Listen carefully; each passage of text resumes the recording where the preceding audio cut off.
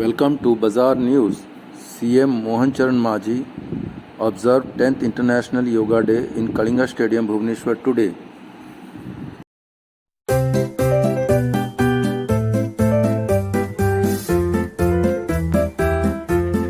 आज हूँ दशम अंतर्जातीय योग दिवस आपाई आज ओडिशा सरकार तरफ आमर व्यापक भाव में ये अंतर्जातीय योग दिवस को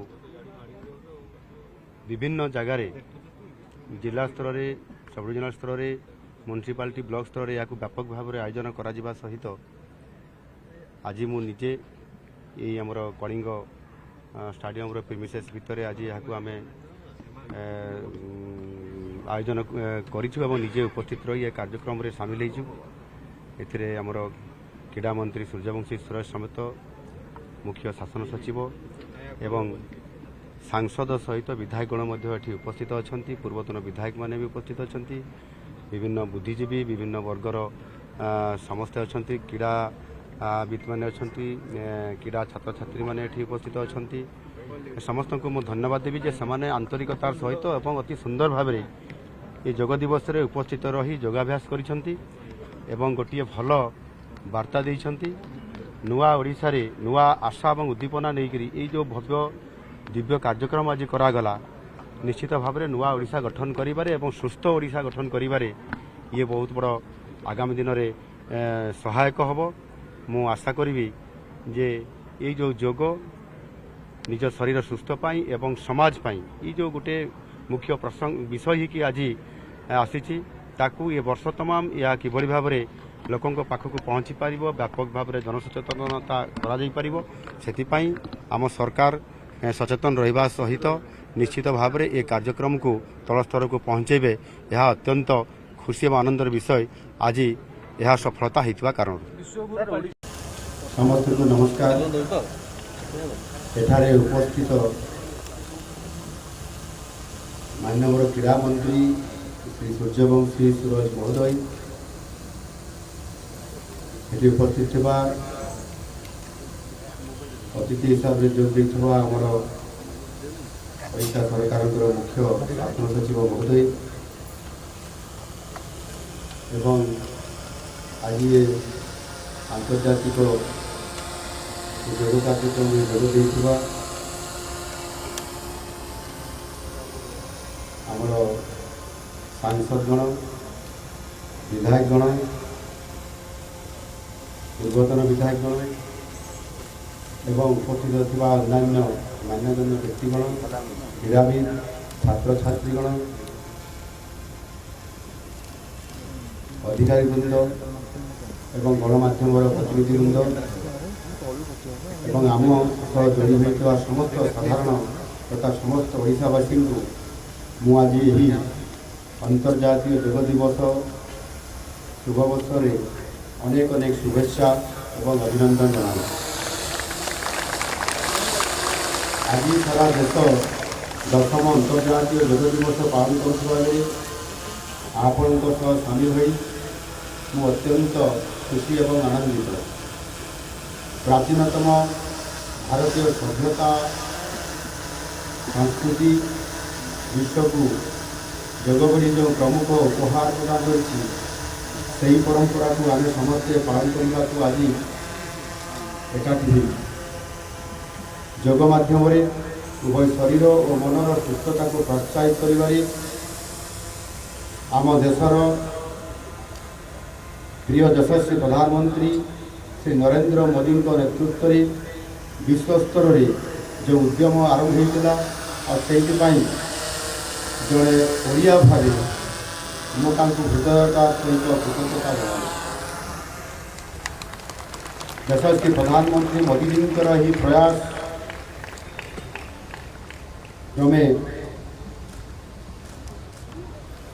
मिलित जातिसंघ प्रतिवर्ष 21 जून को आंतर्जातिक योग दिवस रूपे पालन करने मान्यता प्रदान कर आम समस्त भारतीयों एक गर्व एवं गौरवर विषय। ଯୋଗ କେବଳ ଏକ ଶାରୀରିକ ଅଭ୍ୟାସ ନୁହେଁ, ବରଂ ଦୈନନ୍ଦିନ ଜୀବନଶୈଳୀରେ ଏହା ଏକ ପରିବର୍ତ୍ତନଶୀଳ ଯାତ୍ରା ଯାହା ନିଜର ବ୍ୟକ୍ତିଗତ ସ୍ୱାସ୍ଥ୍ୟ ସହ ସାମାଜିକ ସ୍ୱାସ୍ଥ୍ୟ ପାଇଁ ଅତ୍ୟନ୍ତ ଲାଭଦାୟକ ଅଟେ। ଯୋଗ ପାଇଁ ଓ ସମାଜ ପାଇଁ ଯୋଗ ଫର୍ ସେଲ୍ଫ ଆଣ୍ଡ ସୋସାଇଟି ଏ ଶୀର୍ଷକକୁ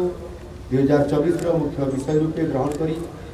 ଆମେ ମାନବ କଲ୍ୟାଣ ପାଇଁ ଯୋଗର ଗଭୀର ପ୍ରଭାବ ଓ ଶକ୍ତିକୁ ସ୍ୱୀକାର କରୁଛୁ। ଯୋଗକୁ ଦୈନନ୍ଦିନ ଜୀବନରେ ସାମିଲ କରି ଆମେ ଉଭୟ ବ୍ୟକ୍ତିଗତ ଓ ସାମୂହିକ ସ୍ୱାସ୍ଥ୍ୟ, ଏକାଗ୍ରତା, ସୁଖ, ଏକତା